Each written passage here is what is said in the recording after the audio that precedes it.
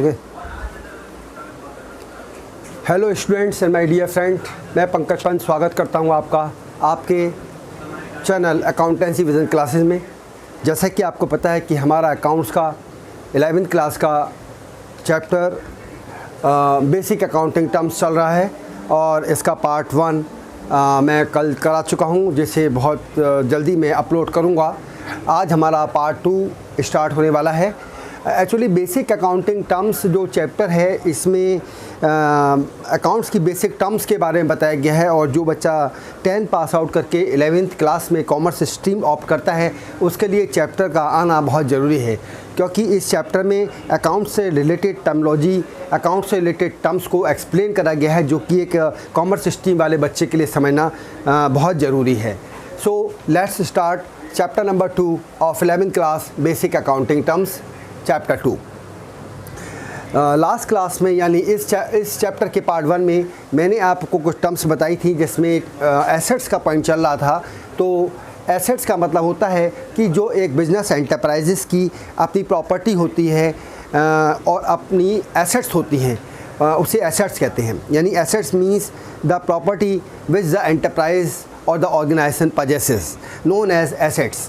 Assets में कुछ types हैं। टाइप्स ऑफ एसेट्स की अगर हम बात करें तो नॉन करंट एसेट्स, जिसे हम फिक्स एसेट्स कहते हैं, और करंट एसेट्स और फिक्टिशियस एसेट्स।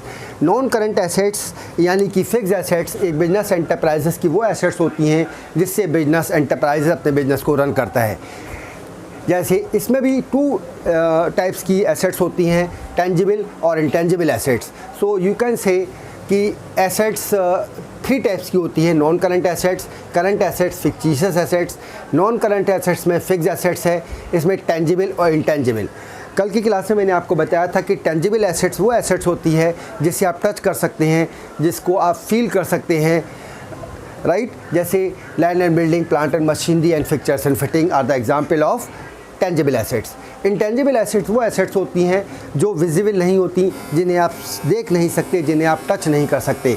इसमें patent, copyright, trademark, goodwill and computer software.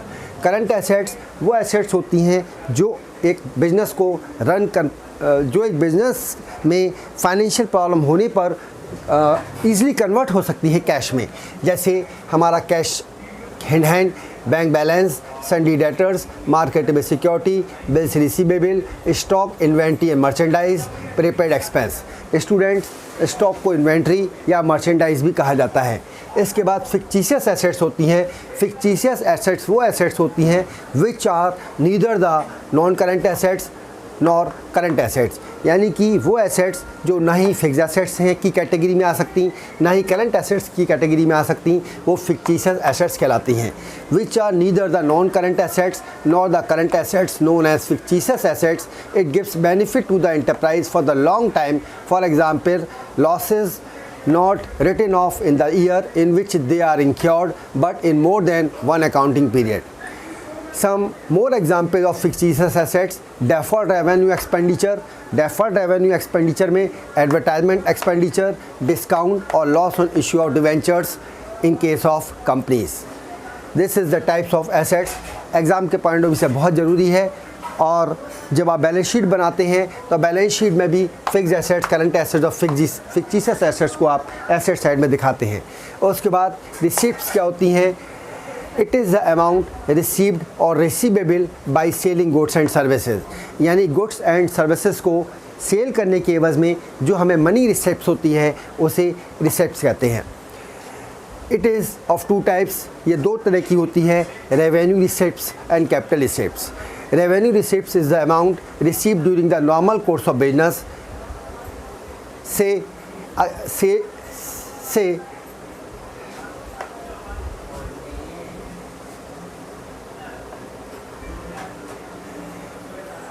against sale of goods or rendering of services, investment of business resources like fixed deposit. These assets are shown in the profit and loss account. यानी कि receipts को हम कहें तो वो पैसा, वो money जो हमें गुड्स एंड सर्विसेज को सेल करने के एवज़ में मिलता है, वो रिसिप्ट्स कहलाती है। ये 2 तरह की होती है, रेवेन्यू और कैपिटल।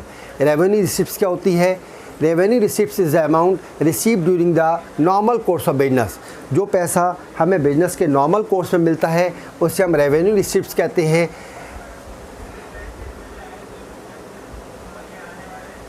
ये से हटा दीजिए। अच्छा, से अगेंस्ट, यदि फॉर एग्जांपल या अगेंस्ट सेल ऑफ गुड्स और rendering of services, investment of builder resources like fix deposit, these assets are shown in the profit and loss account. इनको आप प्रॉफिट एंड लॉस अकाउंट में show करते हैं। फिर capital receipts क्या होती है? It is the amount received not during the normal course of business. ये वो रिसीप्ट्स होती है जो नॉर्मल कोर्स ऑफ बिजनेस आपको रिसीव नहीं होती, बल्कि these assets are shown in the balance sheet of the entity or of the enterprise. For example, amount received or receivable from sale of machinery, building, furniture, investment, loan taken। यानी कि जो पैसा आपको normal course of business मिलता है, जो पैसा cell and services को के एवज में मिलता है, वो आपकी रेवेन्यू रिसिप्ट्स है। और जो पैसा आपको नॉर्मल कोर्स ऑफ बिजनेस नहीं मिलता तो वो कैपिटल रिसिप्ट्स है, like sale of fixed assets, sale of investment या सेल ऑफ मशीनरी। अब अगर हम बात करें एक्सपेंडिचर की, तो एक्सपेंडिचर क्या होता है students? It is the amount spend or liability incurred for acquiring goods, services और assets. It is categorised into capital expenditure, revenue expenditure and deferred revenue expenditure.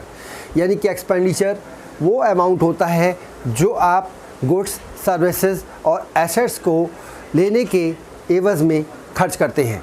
इसके दो टाइप्स होते हैं, 3 टाइप्स होते हैं: capital expenditure, revenue expenditure and deferred revenue expenditure. Capital expenditure की अगर हम बात करें तो it is an expenditure incurred to acquire fixed assets. ये खर्चा आप फिक्स्ड एसेट्स को एक्वायर करने में करते हैं और ये आपको लॉन्ग रन बेनिफिट देता है एंटरप्राइज़ के लिए। और इम्प्रूविंग द एग्जिस्टिंग एसेट्स, या तो आप इस मनी को स्पेंड करते हो न्यू एसेट्स को एक्वायर करने के लिए या एग्जिस्टिंग एसेट्स को मेंटेन करने के लिए, ताकि उसका लाइफ स्पेन बढ़ जाए। To increase the earning capacity of the business, purchase of machinery, furniture, computer to carry on business, it is shown in the asset side of the balance sheet. अगर मैं revenue expenditure की बात करूं तो it is the expenditure of which benefit is exhausted within 1 accounting period. ये वो खर्चा होता है जिसका बेनिफिट आपको 1 अकाउंटिंग पीरियड में ही मिल सकता है, उसके बाद ये एग्जॉस्टेड हो जाता है। It is directly related with revenue, cost of goods sold, salary, rent, electricity expense, etc. It is shown in the debit side of trading account or profit and loss account. अगर मैं deferred revenue expenditure की बात करूं तो it is a revenue expenditure in nature but written off in more than 1 accounting period because of the benefit of such expenditure will acquire in more than 1 financial year. Large advertisement expense will give benefit more than 1 accounting period is a deferred revenue expenditure। यानी आपने enterprise को promote करने के लिए कोई huge advertisement expense करा जिसका benefit आपका 1 अकाउंटिंग पीरियड में तो एग्जॉस्ट होगा नहीं, वो आपको लंबे टाइम फ़ायदा देगा, लंबे टाइम बेनिफिट देगा, तो उससे हम डेफर्ड रेवेन्यू एक्सपेंडिचर बोलते हैं। नेक्स्ट बात करें एक्सपेंसेस की। It is the cost incurred to generate revenue. अगर आपको रेवेन्यू जनरेट करना है तो आपको एक्सपेंस को इंकर्ड करना पड़ेगा। बिना एक्सपेंस इंकर्ड करे आप रेवेन्यू जनरेट नहीं कर सकते। यानी कि अगर मैं कहूँ कि आपने रॉ मटेरियल परचेज़ करा तो रॉ मटेरियल के इनपुट को परचेज़ करने में आपको जो एक्सपेंस करना पड़ेगा, फिर रॉ मटेरियल से आप फिनिश गुड्स में उसे कन्वर्ट करेंगे, फिर उसे सेल करेंगे तो आपका रेवेन्यू जनरेट होगा। तो कोई भी सेल करने के लिए, रेवेन्यू जनरेट करने के लिए आपको पहले एक्सपेंस करना पड़ता है। तो it is the cost incurred to generate revenue and expense is charge debited to trading account और profit and loss account. It is a value expire during 1 accounting period, cash payment such as salary, wages, rent, writing off a part of fixed assets जिसे depreciation बोलते हैं, an amount written off out of current assets से bad debts. Bad debts क्या होता है? Bad debts का मतलब होता है जब हम कोई भी चीज़, कोई सेल क्रेडिट में करते हैं और हमें किसी डेटर्स से हमें पेमेंट नहीं मिलता तो वह अमाउंट हमारा बैड डेट्स कहलाता है। यानी bad debts means amount which is not received, known as bad debts. Decline in the value of assets, say investment, cost of goods sold. अब प्रीपेड एक्सपेंसेस, प्रीपेड, प्री यानी पहले, paid यानी दिया हुआ। Prepaid का मतलब जो पैसा हमने एडवांस दे दिया वो प्रीपेड एक्सपेंस कहलाता है। It is an expense paid in advance and the benefit of which will be available in the coming year or years. It is shown in the asset side of the balance sheet as a current assets.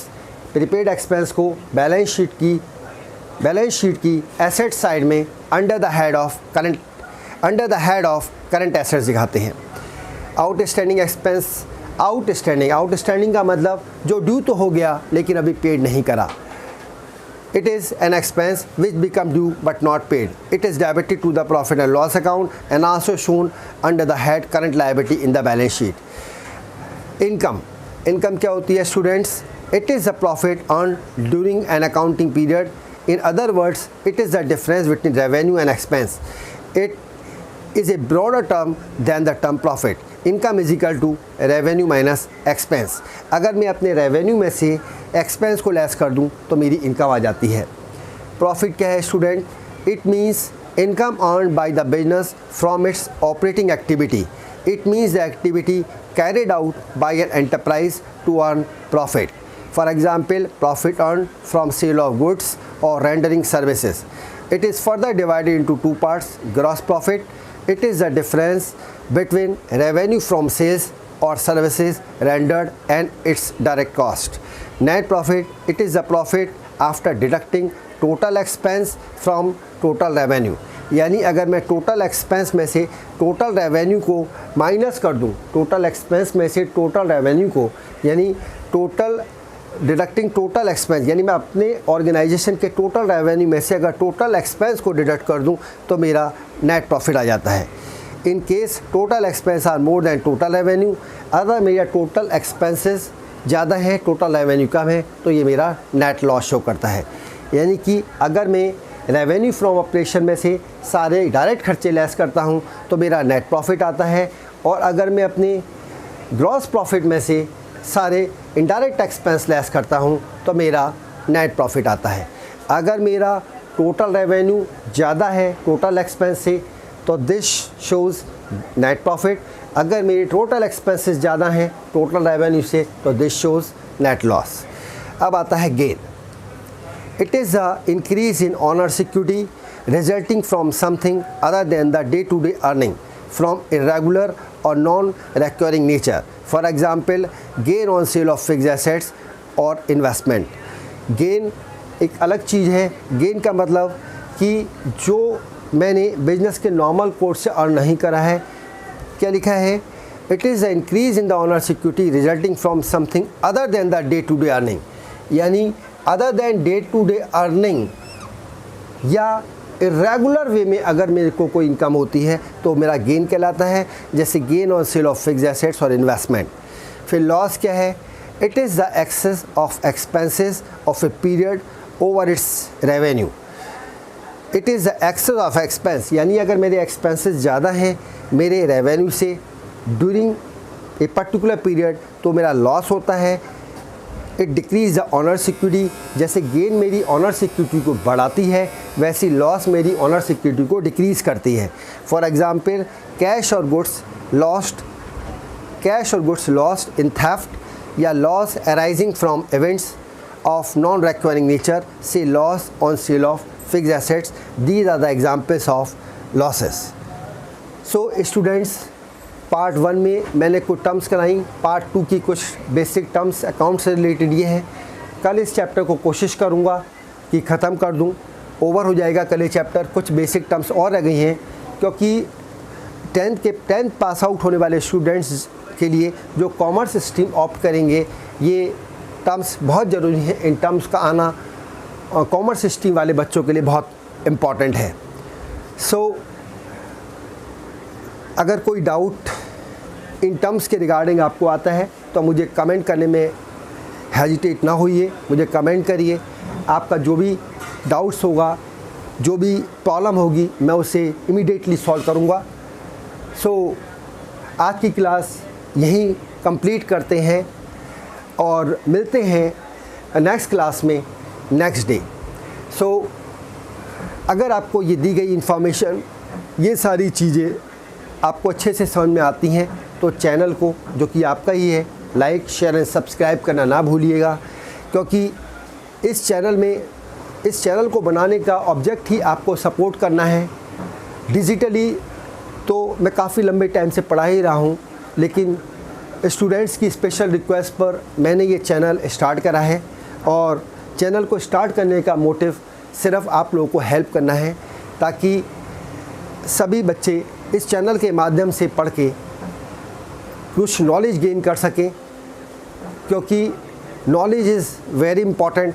Knowledge का ही सारा खेल है। और दूसरी बात मैं ये कहना चाहूँगा कि अगर आप 11वीं से पास आउट के 12th में आए हैं तो अभी से अपना विज़न सेट करिए, अभी से अपना एक टारगेट सेट करिए, क्योंकि अगर आपको अच्छा स्कोर करना है, सपोज़ करिए आपको 95 प्लस जाना है, 95 प्लस जाना है, तो आपको अभी से अपने ऑब्जेक्ट, अपना पढ़ाई का शेड्यूल प्लान करना होगा, तभी आप उस टारगेट तक पहुंच पाएंगे। अदरवाइज़ अगर आप ये सोच के पढ़ाई करते हैं कि अभी तो सेशन की शुरुआत हुई है, बाद में पढ़ेंगे, तो बात तो कभी आता ही नहीं है। सो इन्हीं शब्दों के साथ मैं अपनी आज की क्लास को यहीं कंप्लीट करता हूँ। चैनल को, जो कि आपका है, लाइक शेयर एंड सब्सक्राइब करना ना भूलिएगा। बेल आइकन को ज़रूर दबाइएगा ताकि जो भी लेटेस्ट अपडेट हो आप तक इमीडिएटली पहुंचता रहे। और अगर कोई प्रॉब्लम आती है तो कमेंट करने में बिल्कुल हेजिटेट ना होइएगा। ये चैनल आपका है, आपके सहयोग के लिए बनाया गया है और आपके ही सहयोग से चलेगा। So thanks for watching my channel. Have a good day, all the best. Thank you students.